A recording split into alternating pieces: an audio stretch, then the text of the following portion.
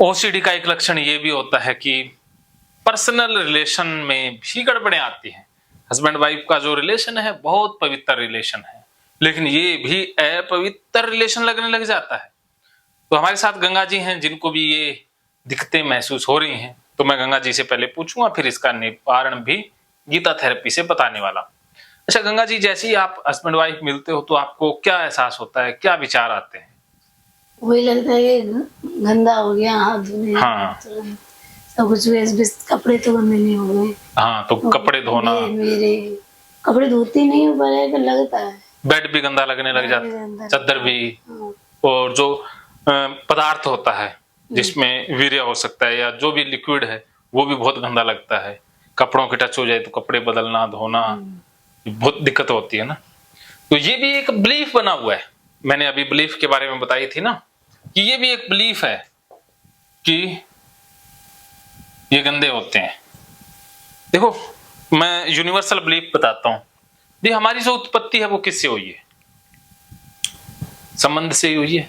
ऐसा तो है नहीं कि शास्त्रों में जैसे कोई पेड़ से उगता है, कोई पहाड़ से उग जाता है, कोई देखने से होता है, कोई सूरज से हो जाता है, कोई चांद से पैदा होता है। ऐसे तो पैदा नहीं होते बच्चे या इंसान तो अपने जो रति क्रिया है, संभोग क्रिया, उसी से ही पैदा होंगे।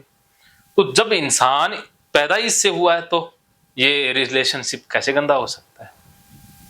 आपको पता है आप भी उसी वीर्य से बनी है, मैं भी उसी वीर्य से बना हूं। जो गुरु आप पूजते हैं, भगवान जिन्हें मानती हैं, वो भी तो उससे ही बने हैं। क्या वो सीधे आकाश से टपक गए? बताइए, हैं? बताओ। उसी से बने हुए, तो फिर गंदे कैसे हो सकते हैं? ये तो हमारी सोच ही गंदी है कि हमें बचपन से गलत सिखा दिया गया है। ये जो पदार्थ निकलता है वो पदार्थ बिल्कुल शुद्ध होता है।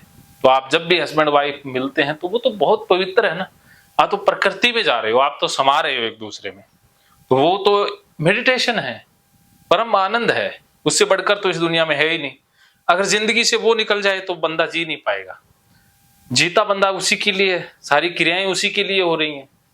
जैसे महान मनोवैज्ञानिक, महान फकीर जो भी हुए हैं, वो यही कहते हैं कि इंसान जो भी कुछ करता है उसके पीछे सेक्स की इच्छा, महान बनने की इच्छा ही जिम्मेवार होती है। और मैं तो ये कहूंगा कि महान भी इंसान उस इच्छा को बदल के ही होता है, जिसकी ये इच्छा पूरी होगी। सबसे पहली इच्छा तो हमारी संभोग की इच्छा ही होती है। जिसने इस इच्छा को भरपूर जी लिया वो महानता की तरफ जाता है। सीधा महान नहीं बना जा सकता, या आप इस सीढ़ी को पार किए बगैर महान नहीं बन सकते। तो एक इच्छा होती है हमारी। कुदरत ने भी हमें इसीलिए बनाया है। जैसे पेड़ों का क्या काम है? फूल खिलते इसीलिए हैं ताकि मक्खियां आए, दूसरे उससे अट्रैक्ट हों और वो परागकण मिले और बीज बने, फिर नए पेड़ पैदा हों। यही होता है ना उनके जीन्स में। तो हमारा भी एक ही उद्देश्य है कि हम एक दूसरे की तरफ अट्रैक्ट हों, संबंध बनाएं और बच्चे पैदा हों, फिर मर जाएं, फिर हमारे बच्चे अट्रैक्ट हों, फिर वो बच्चे पैदा हों करें और फिर वो भी मर जाएं। तो ऐसा ही तो चलता है सिस्टम, और ऐसे ही सिस्टम चलेगा। तो इसमें गंदा या खराब कहां से आया? भगवान ने, प्रकृति ने हमें इस रिलेशनशिप के लिए ही तो बनाया है। अगर गंदा होता तो भगवान बनाता? कुदरत बनाती? बोलिए। जब कुदरत ने बनाया तो वो गंदा कैसे हो सकता है?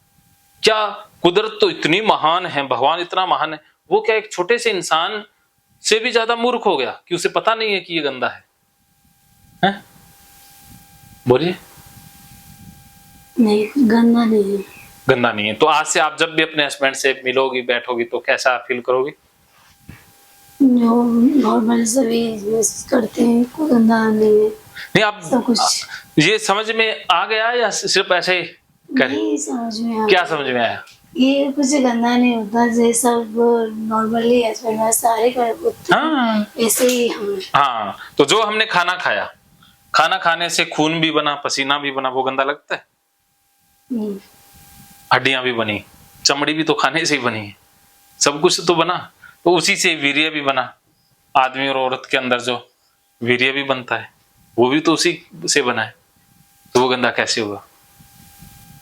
है? उसी वीर्य के मिलने से शुक्राणु वो मिलेंगे तो उससे एक नया बच्चा पैदा होगा।